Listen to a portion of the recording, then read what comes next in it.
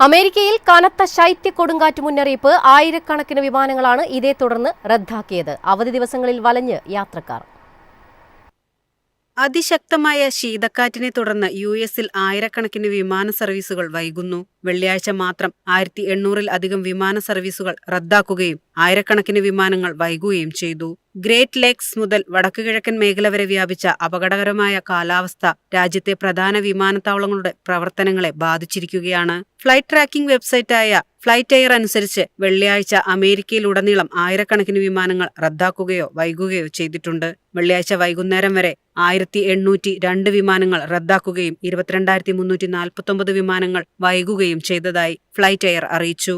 John F Kennedy വിമാനത്താവളം, ലാഗ്വാർഡിയ വിമാനത്താവളം, Detroit metropolitan vein county വിമാനത്താവളം തുടങ്ങിയ പ്രധാന വിമാനത്താവളങ്ങൾ യാത്രക്കാർക്ക് മുന്നറിയിപ്പ് നൽകി. വിമാനങ്ങൾ വൈകാനോ റദ്ദാക്കാനോ സാധ്യതയുണ്ടെന്നാണ് വിവിധ കമ്പനികൾ അറിയിച്ചിരിക്കുന്നത്.